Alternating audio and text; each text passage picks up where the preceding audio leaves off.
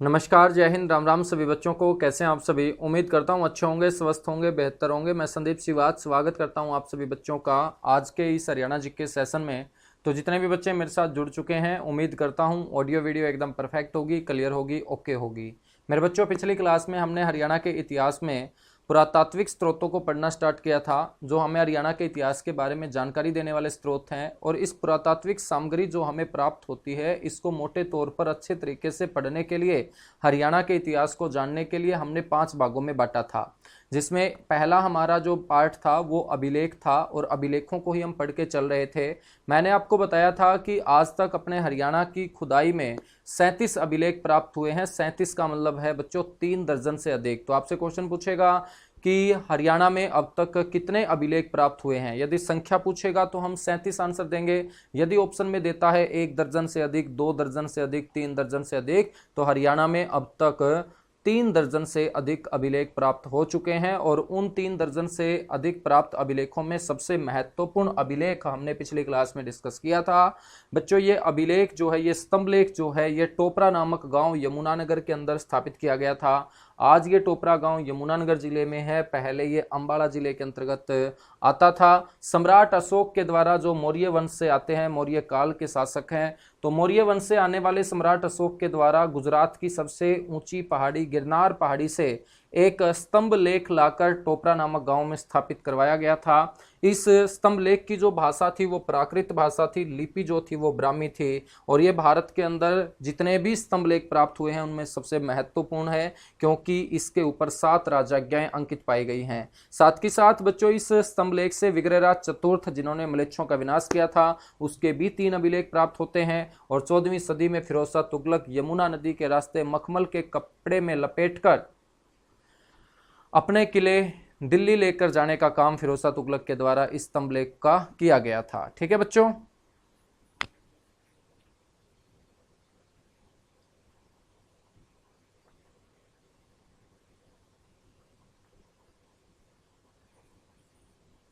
चलेगा, इससे आगे हम बढ़ेंगे। अब जो अभिलेख प्राप्त हुए हैं उन्हीं के बारे में चर्चा करेंगे।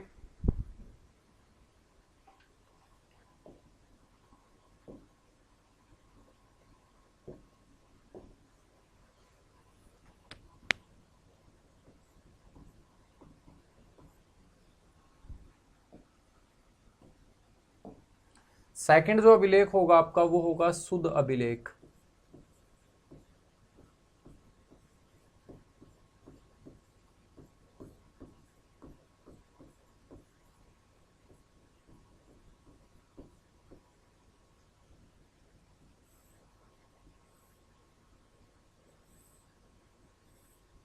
शुद्ध अभिलेख बच्चों, ये जो शुद्ध अभिलेख है, ये यमुनानगर जिले से प्राप्त हुआ है।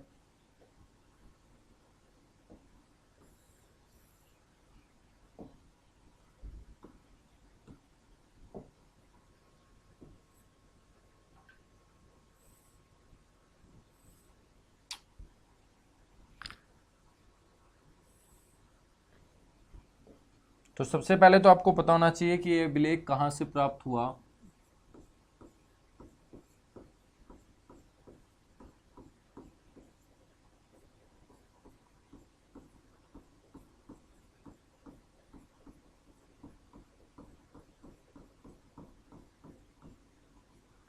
यमुनानगर जिले से प्राप्त हुआ है। बच्चों, आपको ध्यान रखना है कि यह दूसरा सबसे महत्वपूर्ण अभिलेख है।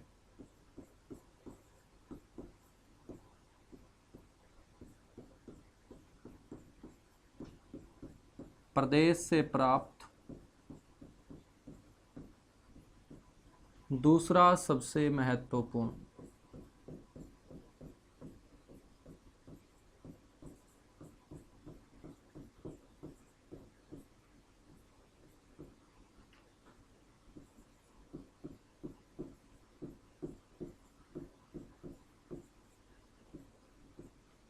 बच्चों, ये जो अभिलेख प्राप्त हुआ है, ये 12खड़ी में प्राप्त हुआ है। 12खड़ी का मतलब होता है एक ही अक्षर को 12 तरीके से बोलना, जैसे कै का की कू के ख खा खी खू खू खे, ऐसे है ना। तो 12खड़ी में प्राप्त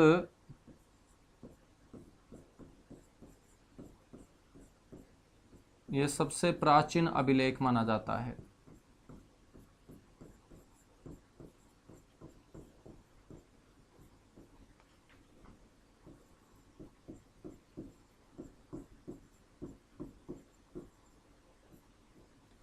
ठीक है, शुद्ध अभिलेख के बाद हम बात करेंगे नेक्स्ट है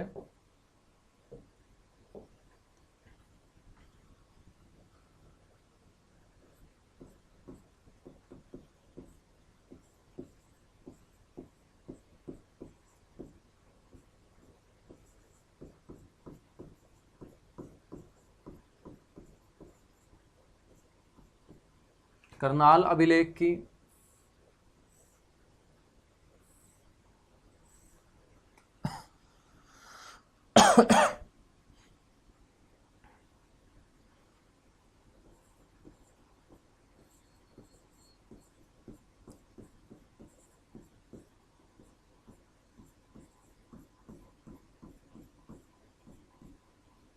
खरोष्टी लिपि में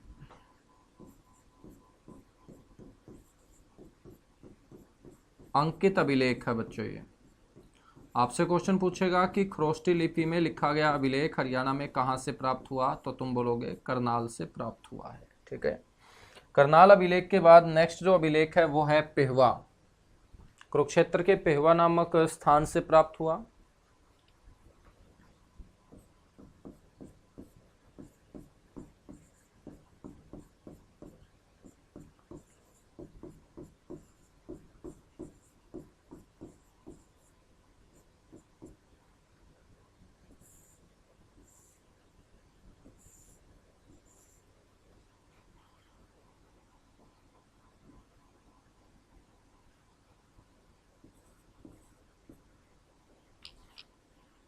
बच्चों यहां से राजा भोजदेव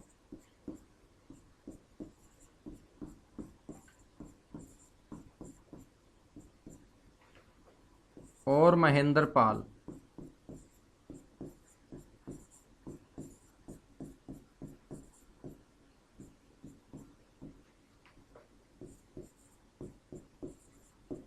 के अभिलेख प्राप्त हुए हैं।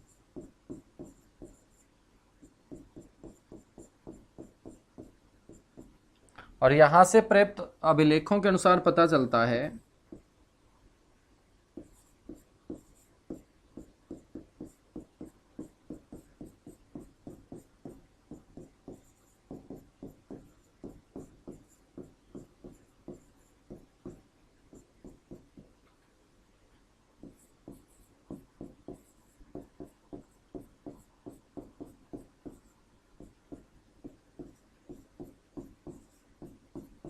पेहवा जो है बच्चों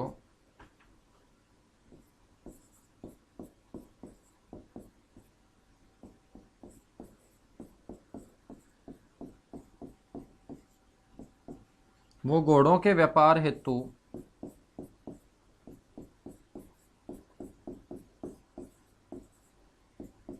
प्रसिद्ध था। ठीक है, तो ये बड़ा इंपॉर्टेंट है कि घोड़ों के व्यापार हेतु पेहवा प्रसिद्ध था। इस बात की पुष्टि किस अभिलेख से मिलती है? महेंद्रपाल और भोजदेव के अभिलेख से।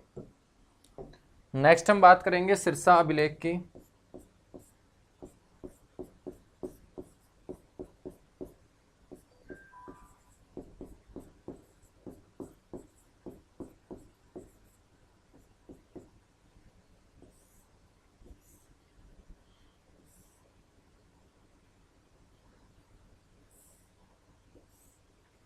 सिरसा जो अभिलेख है बच्चों ये भी आपका राजा भोजदेव का अभिलेख है।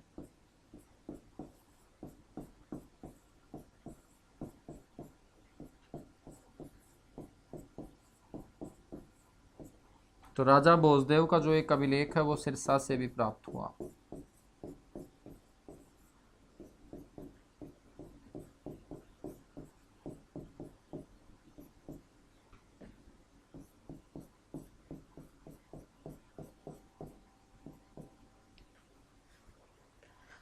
बच्चों यहां से पता चलता है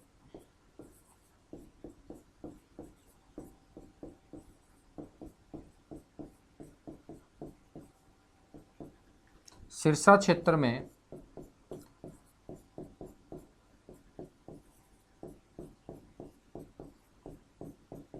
पाशुपत संप्रदाय का शासन था।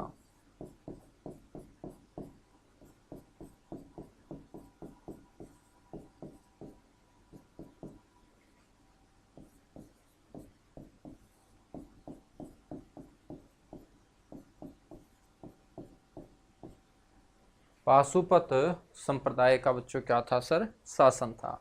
इस बात की जानकारी हमें मिलती है सिरसा अभिलेख से। सिरसा के बाद नेक्स्ट है आपका तोसाम अभिलेख।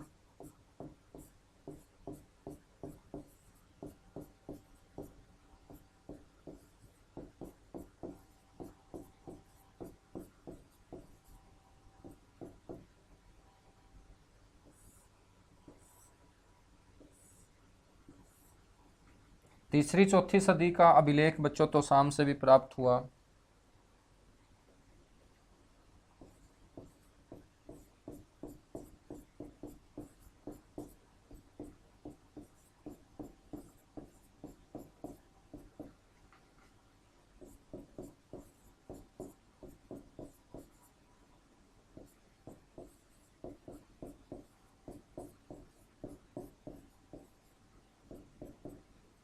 और मेरे बच्चों ये जो अभिलेख है ये तोसाम के अंदर विष्णु भगवान के मंदिर और तालाब निर्माण के बारे में जानकारी देता है। तोसाम में विष्णु मंदिर निर्माण,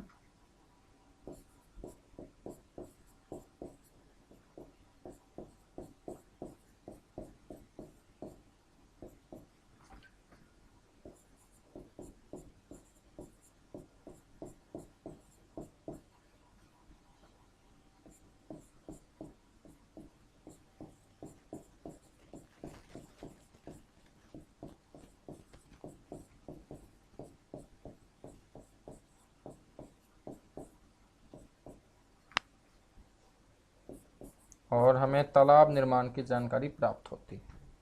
कीजिएगा जल्दी से इसको नोट, उसके बाद हम आगे बढ़ेंगे, ठीक है। तो इस तरीके से हर अभिलेख के बारे में आप लोगों को पता होना चाहिए।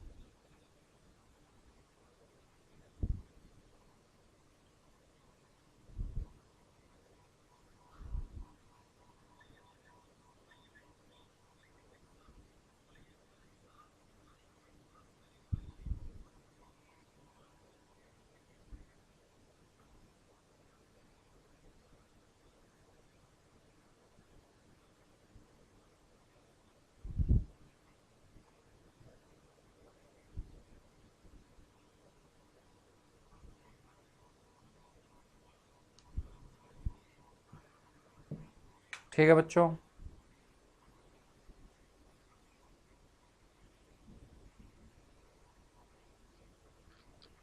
चलेगा, फिर आगे बढ़ेंगे। अगला जो अभिलेख होगा आपका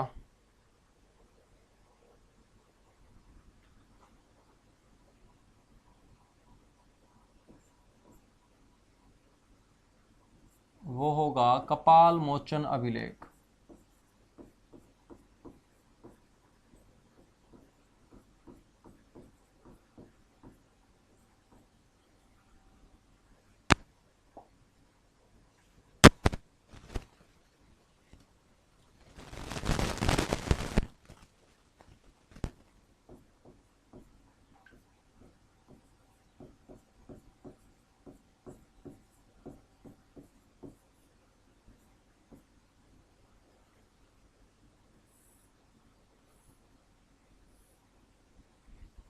कपाल मोचन अभिलेख बच्चों, ये जो कपाल मोचन अभिलेख है ना, ये यमुनानगर के कपाल मोचन से एक अधूरा अभिलेख प्राप्त हुआ है।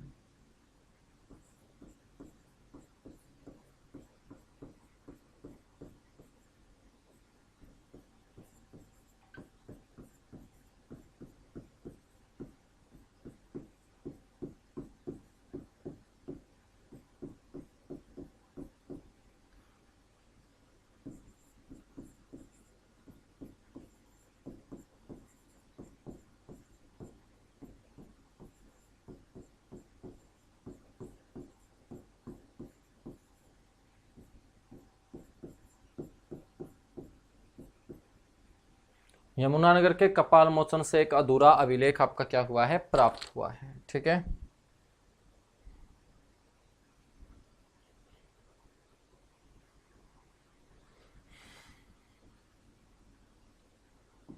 नेक्स्ट है आपका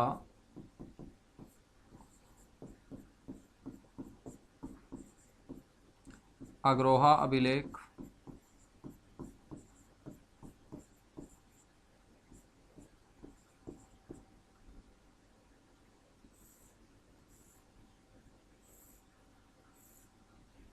संगीत के 7 स्वरों का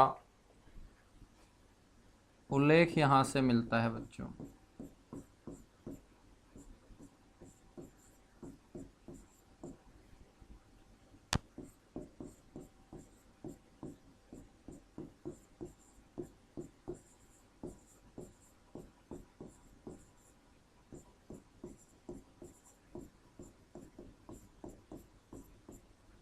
संगीत के 7 स्वरों का उल्लेख यहां से हमें क्या है, प्राप्त होता है, अग्रोहा अभिलेख से।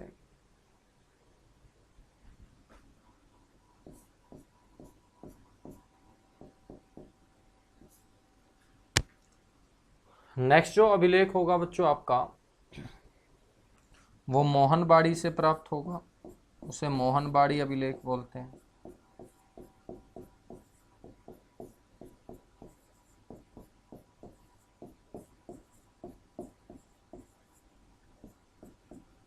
मोहनबाड़ी अभिलेख।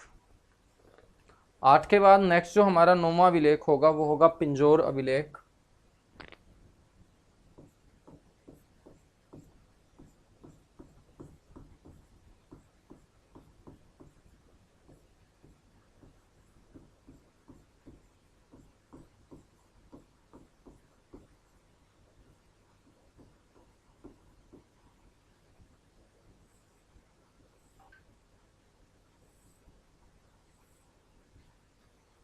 पिंजौर अभिलेख बच्चों ये पंचकुला जिले से प्राप्त हुआ।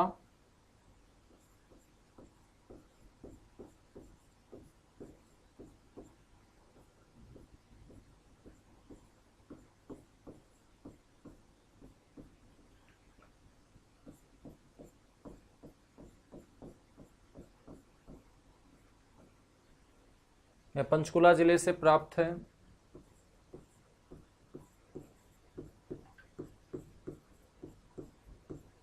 कनिंगम के द्वारा बच्चों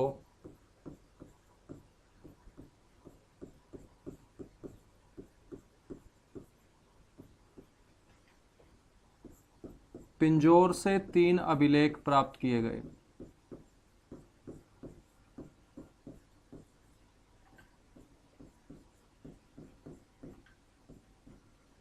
और इनके अनुसार पिंजौर का जो नाम था वो पंचपुर था।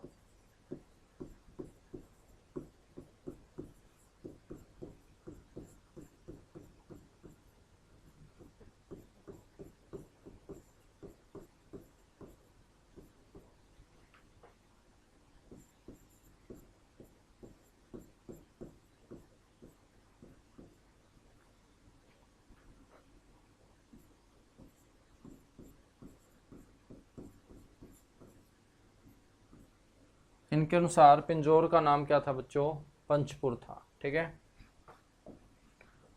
आगे बढ़ेंगे। नेक्स्ट अभिलेख है आपका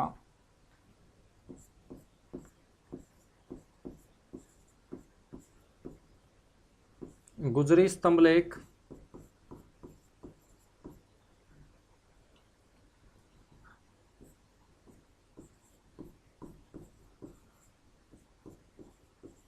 ये प्राप्त हुआ है गुजरी महल हिसार से।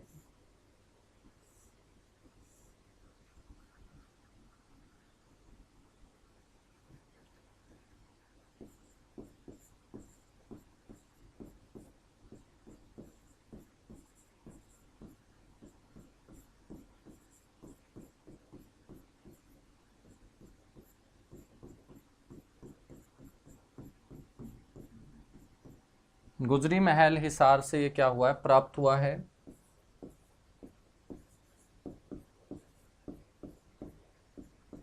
ये अलग अलग जगह से आने वाले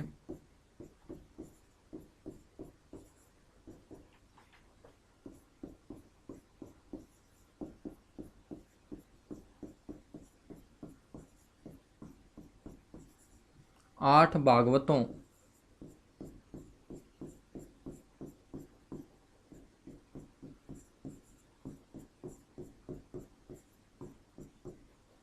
के बारे में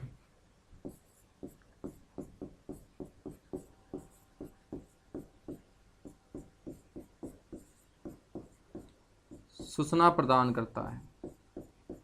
तो गुजरी महल की दीवारों से हमें 8 अभिलेखों की जानकारी मिलती है और ये अलग अलग जगह से आने वाले 8 भागवतों के बारे में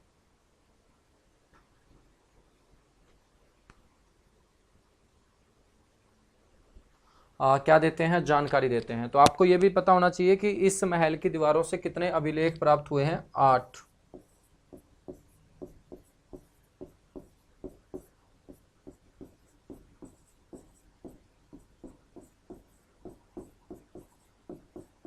तो मेरे बच्चों, गुजरी महल की दीवारों से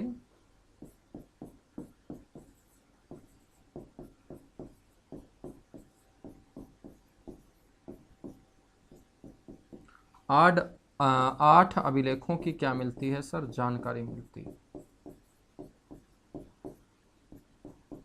8 अभिलेखों की हमें क्या मिलती है, जानकारी मिलती है बच्चों, ठीक है।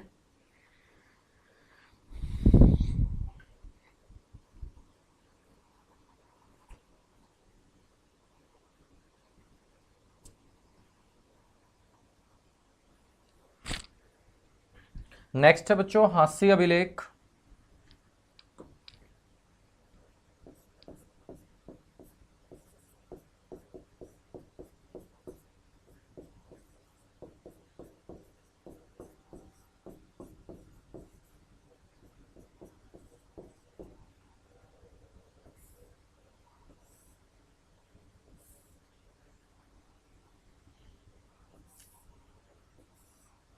हास्य अभिलेख, हास्य से बच्चों किसका अभिलेख प्राप्त हुआ है, पृथ्वीराज द्वितीय का।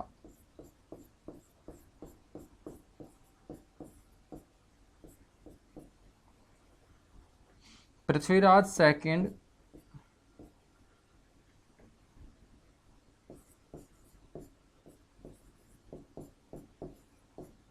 का अभिलेख हास्य से प्राप्त हुआ है बच्चों।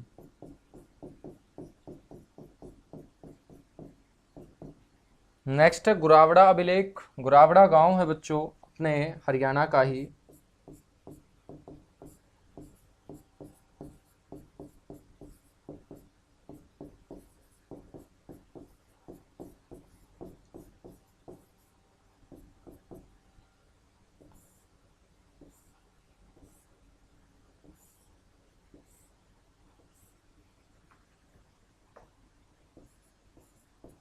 और ये प्राप्त हुआ है रेवाड़ी जिले से। रेवाड़ी जिले का गांव है गुरावड़ा।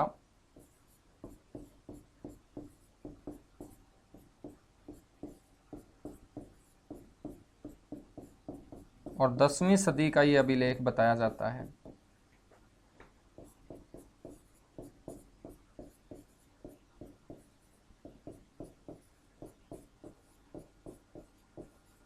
और इस अभिलेख से बच्चों वैष्णव मंदिरों के निर्माण की जानकारी प्राप्त होती है।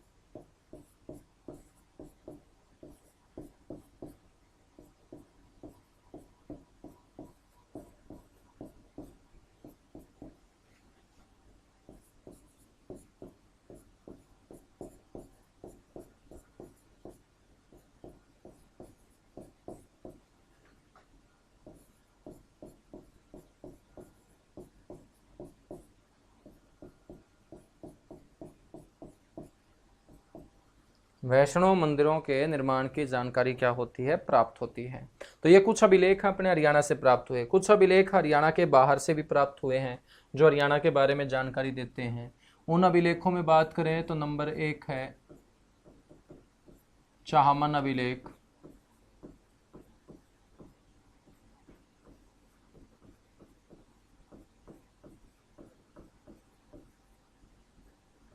चाहमन का मतलब चौहान है।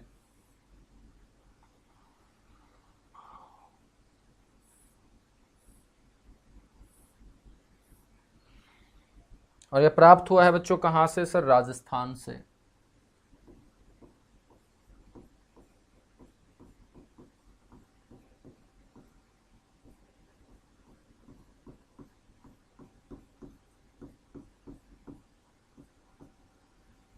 ठीक है।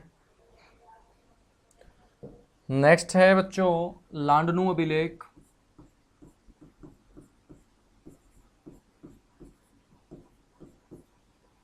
लांडनू भी राजस्थान के अंदर एक तहसील है।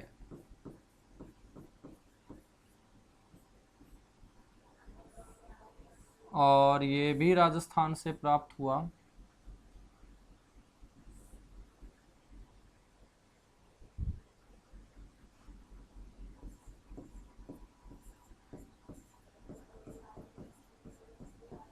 राजस्थान से क्या हुआ है सर, प्राप्त हुआ है। और राजस्थान से प्राप्त इस अभिलेख के अनुसार अपने हरियाणा की जो राजधानी है बच्चों वो बताई गई है दिल्ली।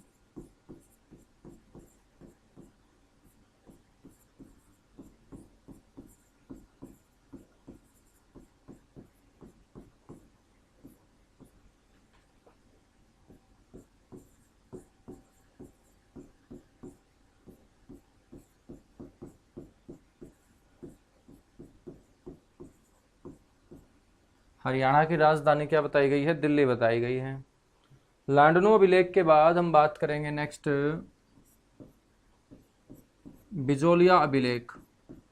राजस्थान के उदयपुर के अंतर्गत ये जगह आती है बिजोलिया।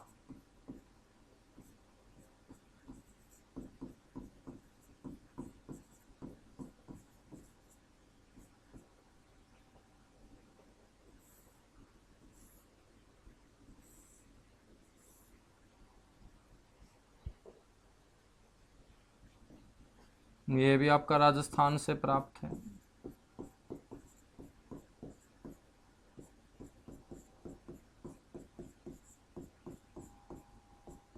हरियाणा में चौहान शासकों के बारे में जानकारी देता है यह अभिलेख।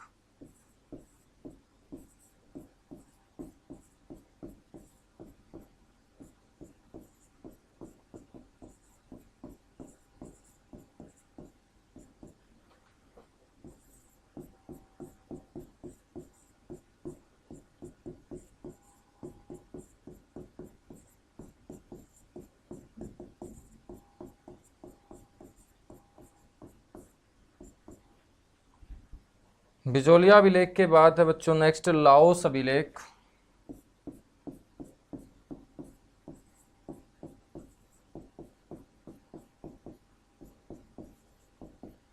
लाओस बच्चों एशिया महाद्वीप के अंदर एक छोटी सी कंट्री है।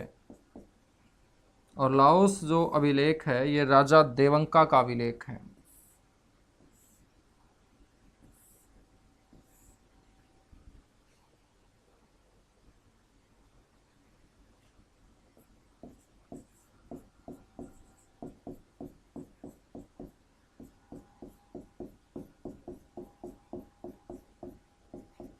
बताया जाता है राजा देवंका के द्वारा जो इस देश के राजा थे वो हरियाणा के कुरुक्षेत्र से इतना प्रभावित थे कि उन्होंने अपने देश के अंदर कुरुक्षेत्र नामक शहर की ही रचना कर दी थी। तो राजा देवंका द्वारा अपने देश में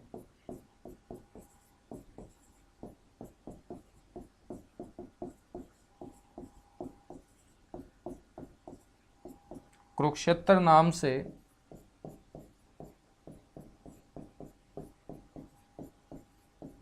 नए नगर की स्थापना।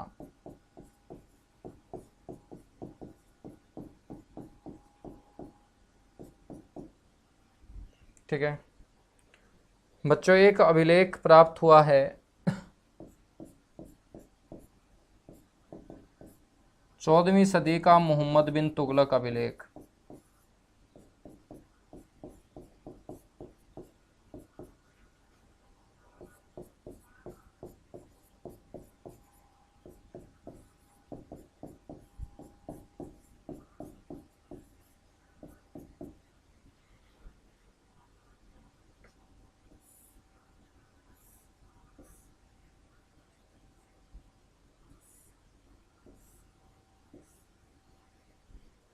पढ़ने में तो तुम्हें मजा आ रहा होगा ना, एक बार बोलो आप सारे के सारे बच्चे, पढ़ने में तो मजा आ रहा होगा। ये 14वीं सदी का अभिलेख है। मोहनबाड़ी जो अभिलेख है ये रोहतक रोहतक का गांव है मोहनबाड़ी। 14वीं सदी का ये अभिलेख जो है ना, इस पर हरियाणा को धरती पर स्वर्ग बताया गया है।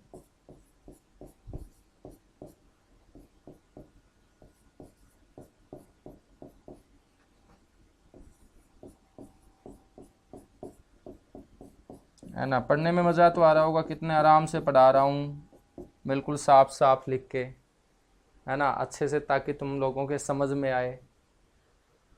तो सिर्फ सिलेबस सिलेबस नहीं करना, हमें चीज़ें समझनी भी हैं, हमें पढ़ते हुए मज़ा भी आना चाहिए। मज़ा कब आएगा? जब अच्छे से आपको दिखेगा।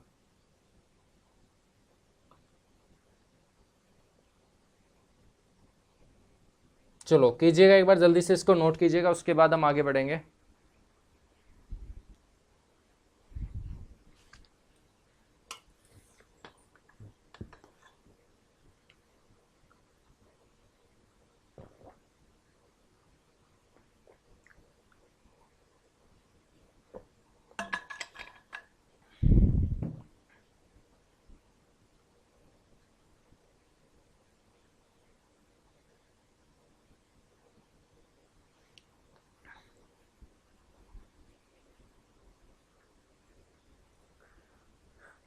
तो बच्चों, ये सारे के सारे अभिलेख थे, पुरातात्विक सामग्री, जो हमने 5 कैटेगरी में डिवाइड करी थी, उसमें हम पहला कवर कर चुके हैं।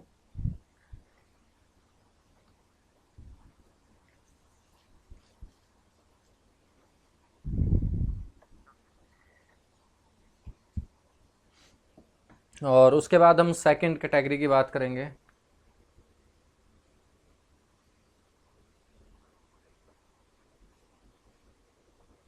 बिल्कुल बिल्कुल, ठीक है, पढ़ लेता हूँ मैं कमेंट वगैरह भी आप लोगों को, कैसी बात नहीं है बच्चों। और बहुत अच्छा लिखा है रितु ने, थैंक यू। इतनी अच्छी अच्छी बातें तुम लिखते हो मेरे बारे में, तो और मन करता है कि तुम्हें और अच्छा पढ़ाऊँ, और अच्छा कंटेंट तुम लोगों के लिए लेके आऊँ। चलेगा, अब देखिएगा सेकंड कैटेगरी के ऊपर हम आते हैं। सेकंड कैटेगरी थी सिक्के। अब हम सिक्कों को पढ़ेंगे।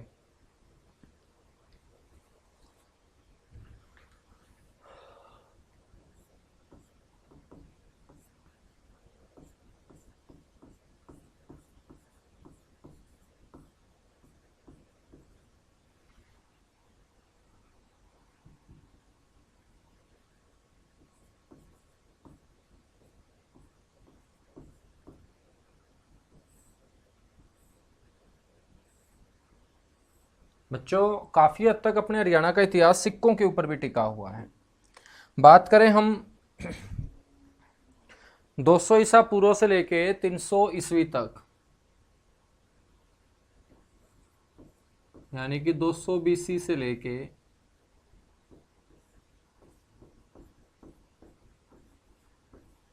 300 एडी तक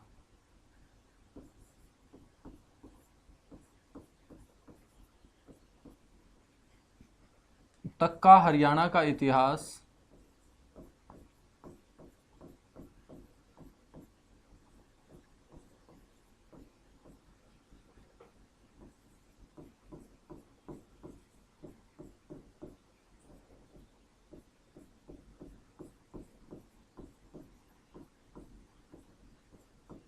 बच्चों सिक्कों पर टिका हुआ है।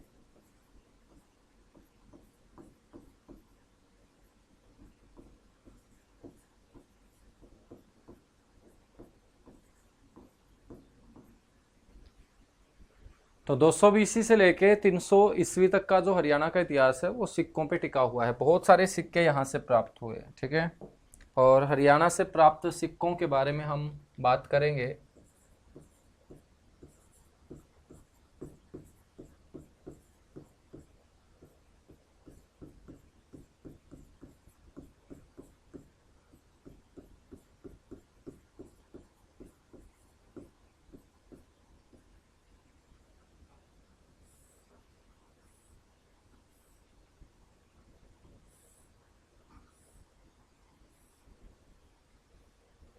बच्चों, हरियाणा से प्राप्त सिक्कों में सबसे पहले ध्यान रखना है सुंगकालीन सिक्के।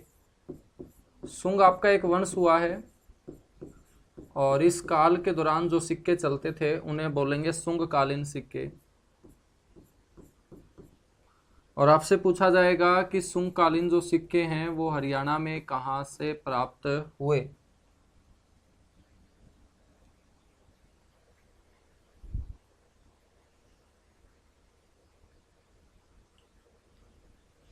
तो आप बोलिएगा कि ये प्राप्त हुए हैं सुध यमुनानगर से।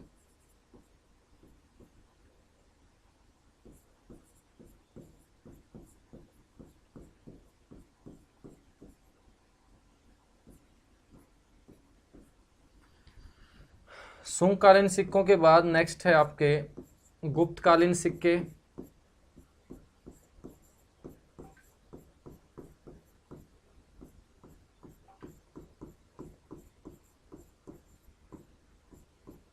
गुप्तकालीन सिक्के प्राप्त हुए हैं बच्चों रोहतक से। नेक्स्ट हम बात करेंगे इंडो ग्रीक सिक्के।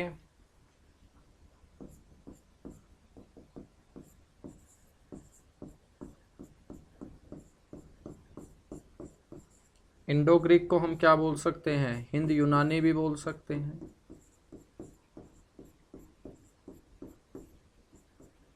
ये प्राप्त हुए हैं खोखरा कोट गांव से।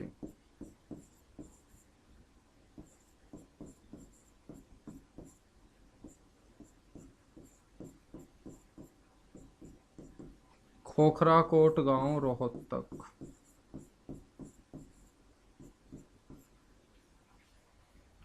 बच्चों नेक्स्ट है 1200 यूनानी बैक्टीरियाई सिक्के।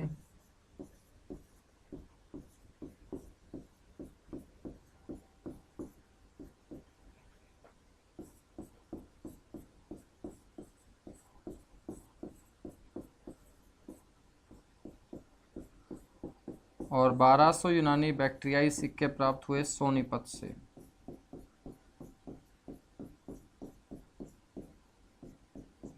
बात करें हर्षवर्धन कालीन सिक्कों की।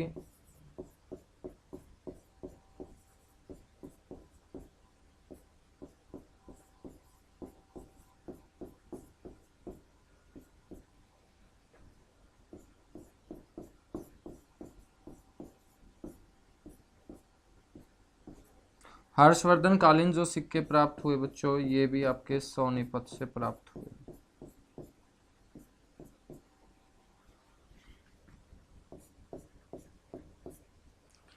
नेक्स्ट है बच्चों पंचमारक सिक्के।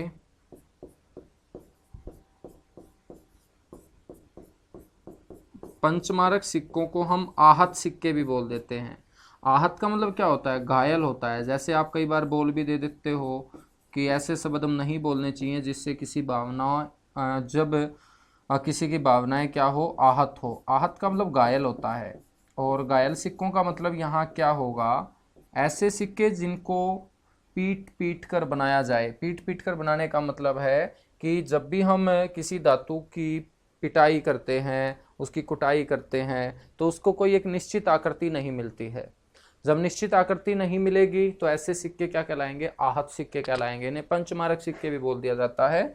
और ये आपके प्राप्त हुए हैं अग्रोहा से।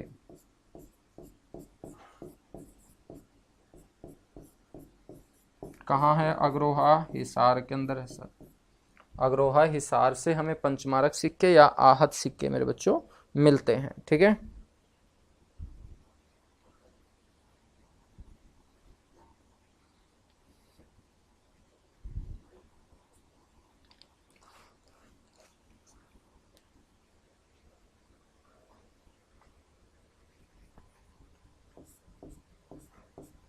नेक्स्ट है चांदी का। कौन सी धातु का, चांदी का इंडो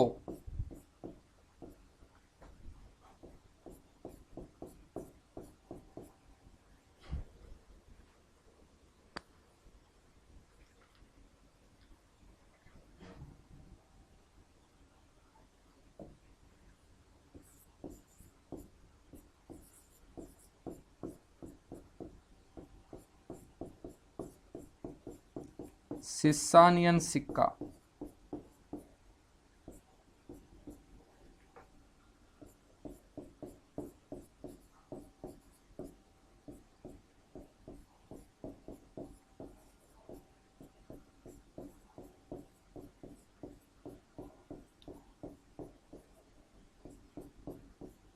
ये भी प्राप्त हुआ है बच्चों शुद्ध यमुनानगर से।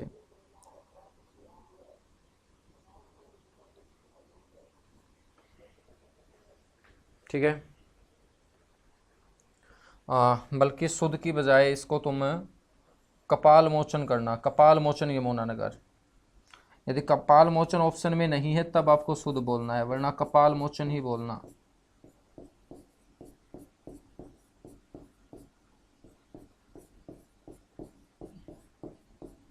उसके बाद बात करेंगे समुद्रगुप्त कालीन सिक्कों की। समुद्रगुप्त हमने नहीं पढ़ा होगा, नहीं पढ़ा है।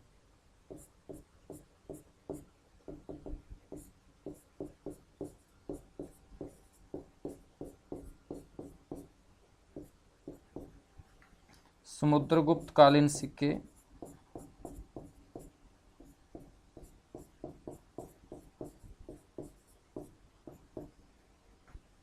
ये मेरे बच्चों मित्ता थल।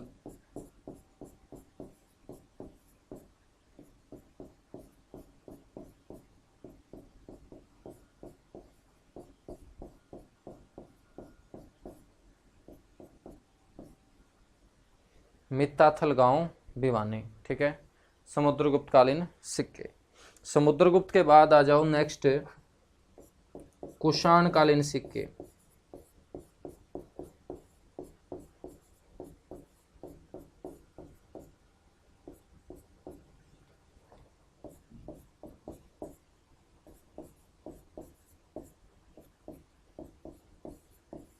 ये खोखरा कोट गांव से बच्चों, रोहतक जिले का गांव है खोखरा कोट। यहाँ से आपके कुषाण कालीन सिक्के क्या होते हैं, आप प्राप्त होते हैं।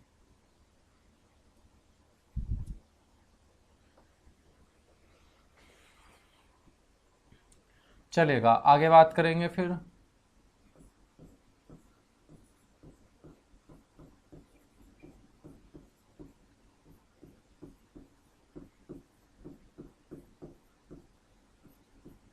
योद्धेय कालीन सिक्के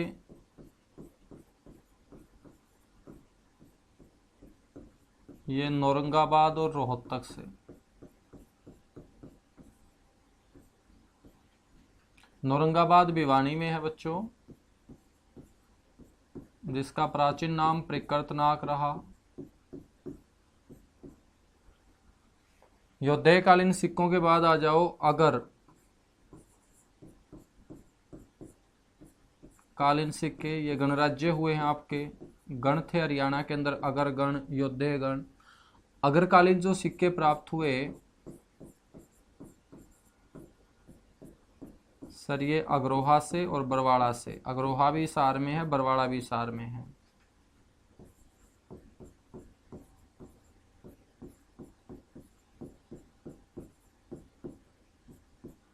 अग्रोहा और बरवाड़ा। ठीक है, बस इतने से सिक्के आप लोगों को पता होने चाहिए।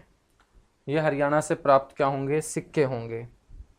नेक्स्ट जो कैटेगरी है वो है हमारी हरियाणा से प्राप्त मूर्तियां।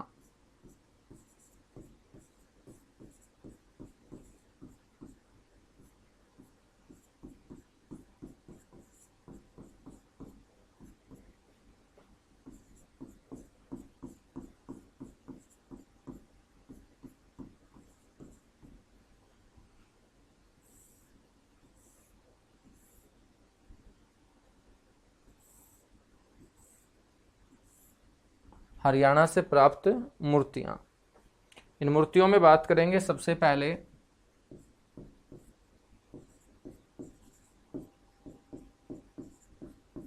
यक्ष यक्षिणी की मूर्तियां।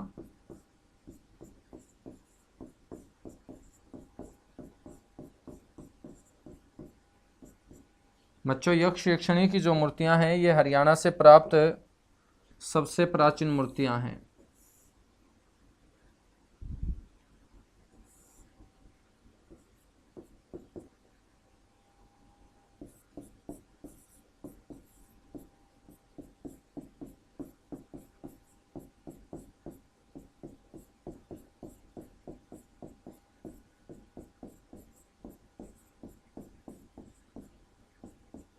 तो प्रदेश से प्राप्त सबसे प्राचीन मूर्तियां हैं। ये प्राप्त कहाँ कहाँ से हुई है, ये बड़ा इंपॉर्टेंट है। ये प्राप्त हुई एक तो बादस से, बादस नू जिले का गांव है। बादस के बाद आपको ध्यान रखना है ये प्राप्त हुई है होडल से, और होडल के बाद ये प्राप्त हुई है हथीन से। ठीक है, यक्ष यक्षिणी के बाद आ जाओ नेक्स्ट बलराम की मूर्ति।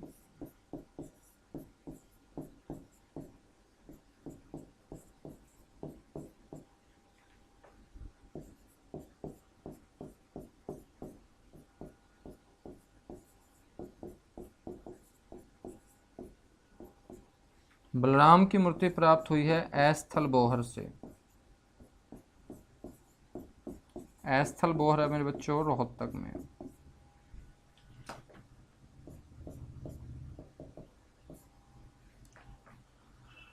नेक्स्ट है जैन मूर्तियां।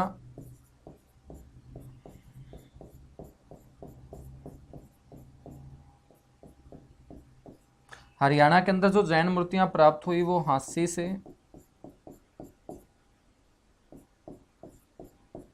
और रानीला गांव से। रानीला गांव चरखी दादरी जिले का गांव है।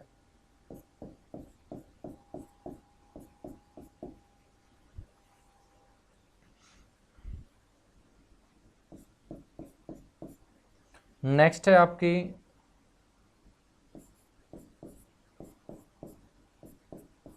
गुप्तकालीन सूर्य देवता।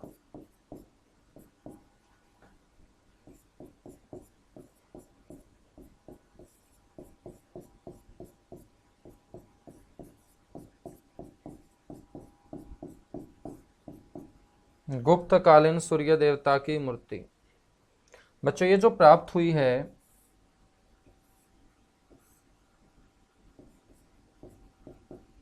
ये एक तो प्राप्त हुई है अग्रोहा हिसार से,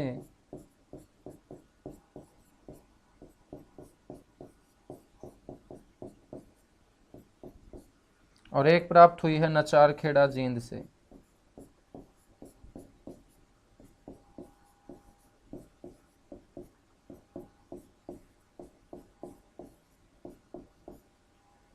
ठीक है, अग्रोहा हिसार और नचार खेड़ा जींद से प्राप्त हुई है। तो कीजिएगा एक बार जल्दी से इसको नोट, उसके बाद बढ़ेंगे आगे, कुछ मूर्तियां और पढ़ेंगे, मूर्तियों के बाद मुद्रांक पढ़ेंगे, मुद्रांक के बाद कुछ स्मारक पढ़ेंगे, और उसके बाद बच्चों ये हमारा जो दूसरा सब टॉपिक था हरियाणा के इतिहास के बारे में जानकारी देने वाले स्रोत, जिसमें साहित्यिक स्रोत और पुरातात्विक स्रोत हम पढ़ रहे हैं, ये अपना कंप्लीट होगा। फिर हम स्टार्ट करेंगे सिंधु घाटी सभ्यता और सीसवाल सभ्यता या परी हड़प्पा सभ्यता।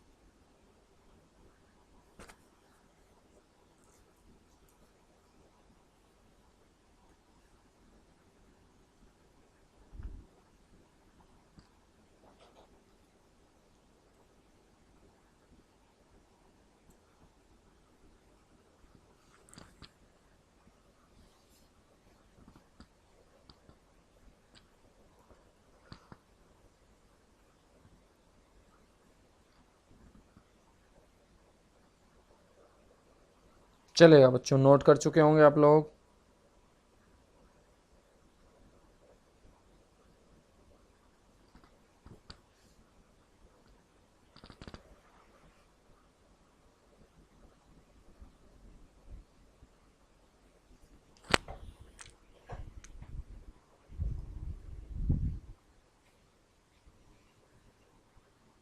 भाई टोपरा,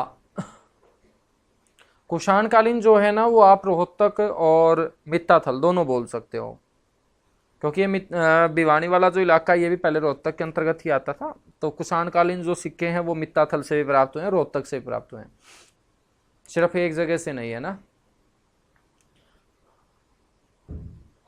सर टोपरा अभिलेख, अब देखिएगा टोपरा आपसे पूछ ले कि टोपरा गांव के अंदर जो अभिलेख स्थापित किया गया था वो टोपरा गांव वर्तमान में कौन से जिले में है।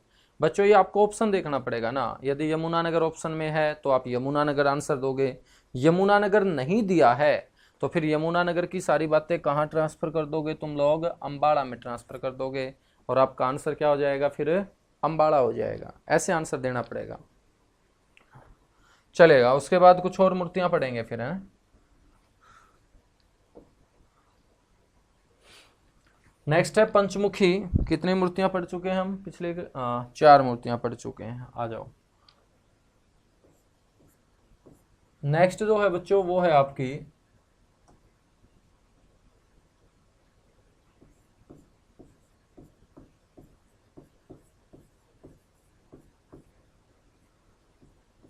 पंचमुखी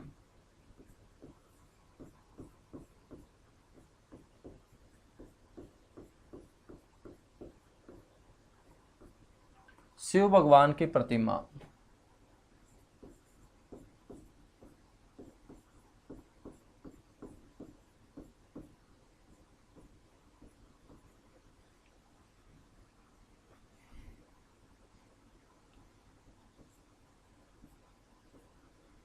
और पंचमुखी शिव भगवान की प्रतिमा प्राप्त हुई है पेहवा से।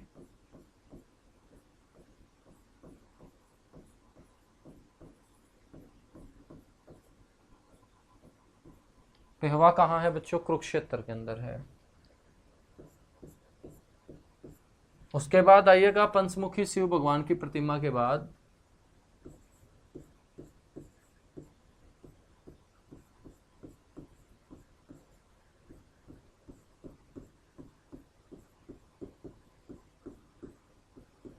लाल पत्थर से बने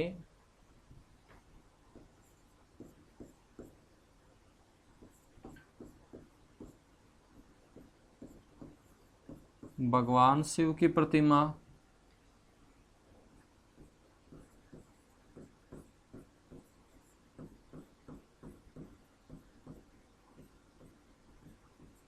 और लाल पत्थर से बनी भगवान शिव की प्रतिमा प्राप्त हुई है हरनोल नामक गांव यमुनानगर से।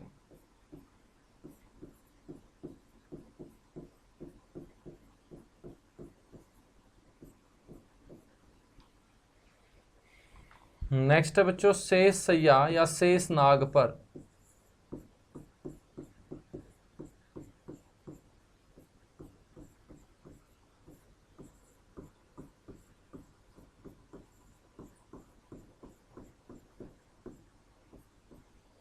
लेटे भगवान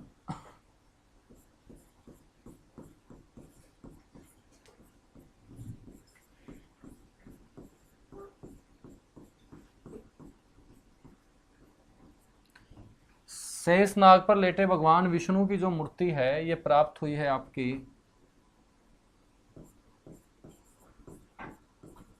फिजिलपुर,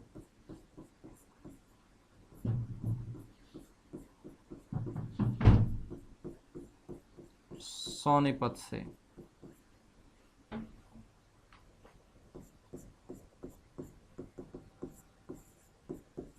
बात करें दानवीर करण,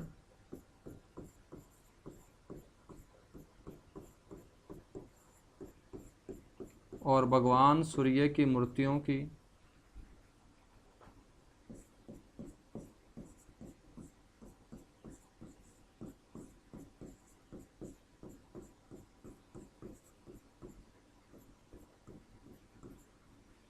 ये करनाल से प्राप्त हुई है।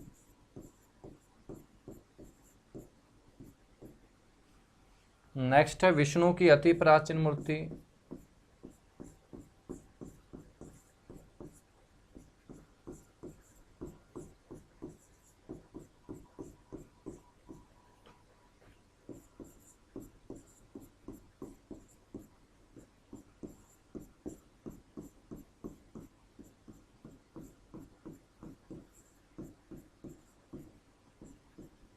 ये तोसाम से प्राप्त हुई है। कहाँ से प्राप्त हुई है?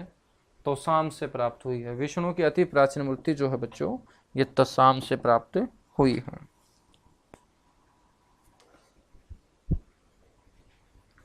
कुषाण कालीन जो मूर्तियां हैं,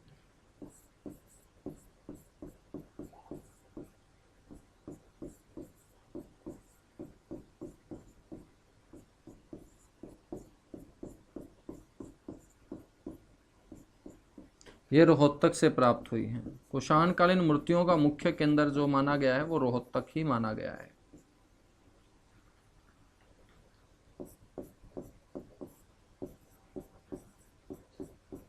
महात्मा बुद्ध की जो मूर्तियां हैं,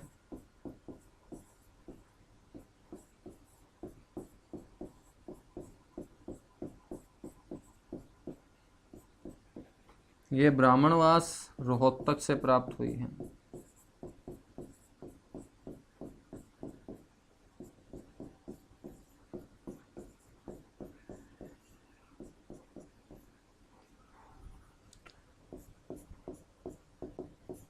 मौर्यकालीन जो अवशेष हैं बच्चों,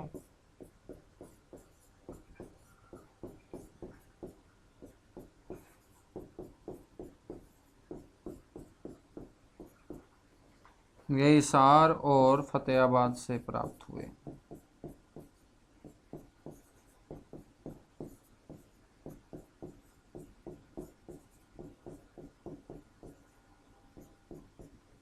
ठीक है।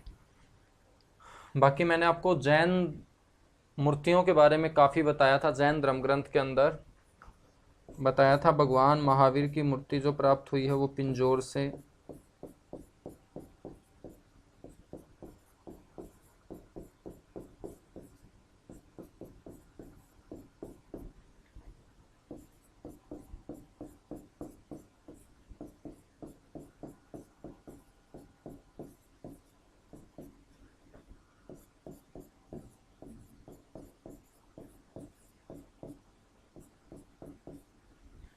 ठीक है। भगवान महावीर के बाद भगवान पार्श्वनाथ की जो मूर्ति है,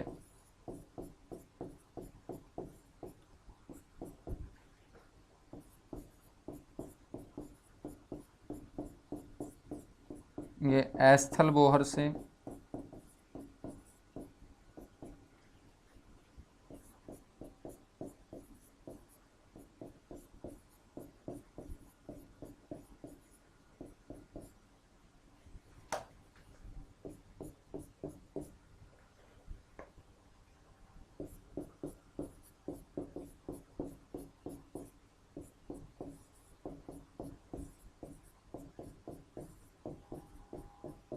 सरस्वती और पद्मावती की मूर्तियां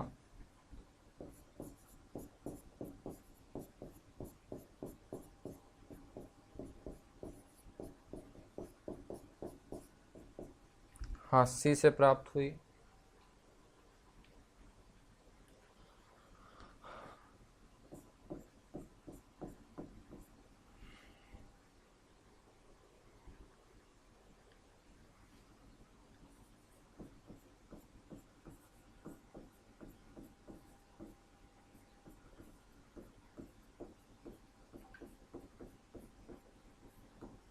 आदिनाथ जैन संत की मूर्ति जींद से प्राप्त हुई।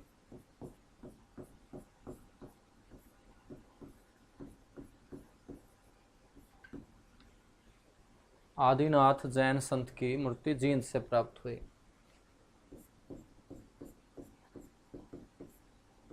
सिंहासन पर बैठे जैन संत की मूर्ति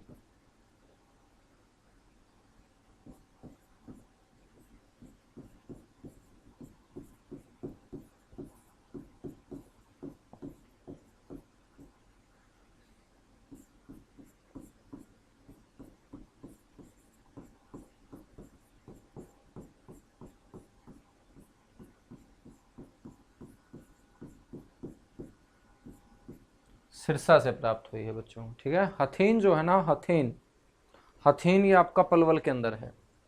हथीन जो है ये पलवल के अंदर है। तो कीजिएगा एक बार जल्दी से नोट, उसके बाद मुद्रांक पढ़ेंगे। सारी की सारी मूर्तियां आपको पता होनी चाहिए।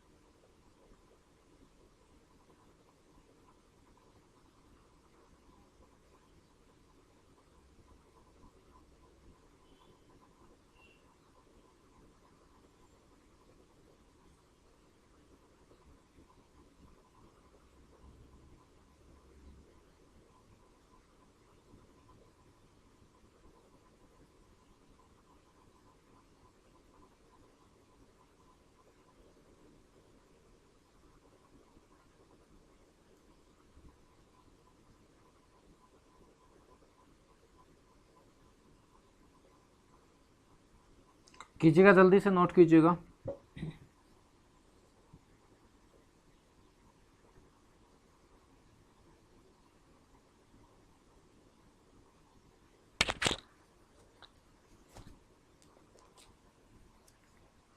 योद्धकालीन सिक्के, औरंगाबाद। अच्छा मैंने यहाँ भिवानी लिख दिया, रोहतक लिख लो भाई इससे।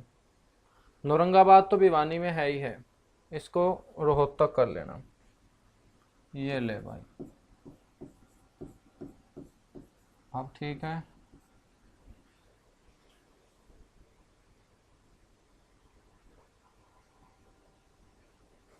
अब मुद्रांक की बात करेंगे।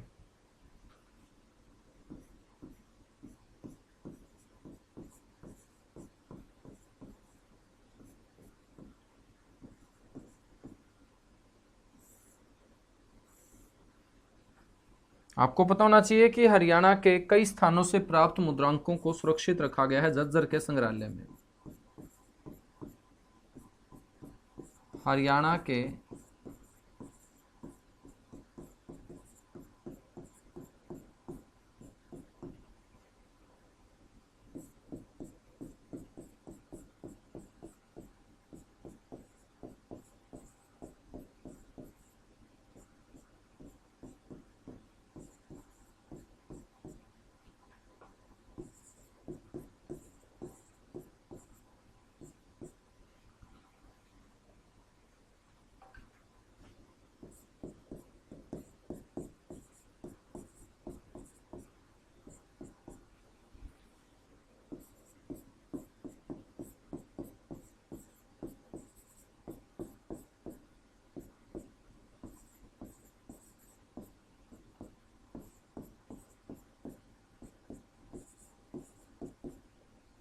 कौन कौन से स्थान है बच्चों?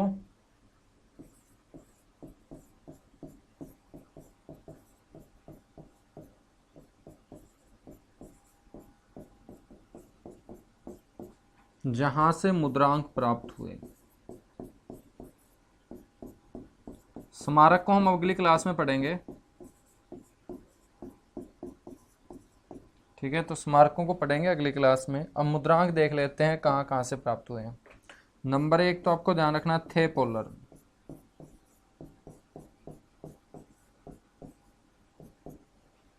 थे पोलर जो है बच्चों, ये कैथल के अंदर है, कैथल जिले का गांव है, और पहले ये सरस्वती नदी के किनारे बसा हुआ था।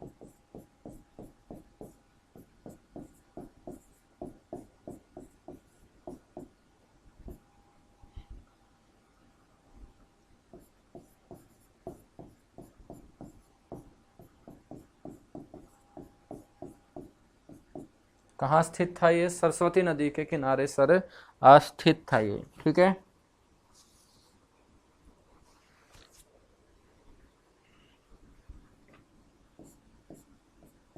नेक्स्ट आपको ध्यान रखना है अग्रोहा, यही सार में है। सुध यमुनानगर में है।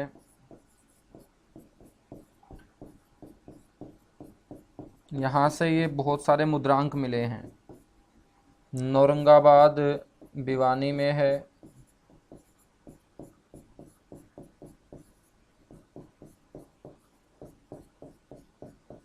भगवानपुर कुरुक्षेत्र में है।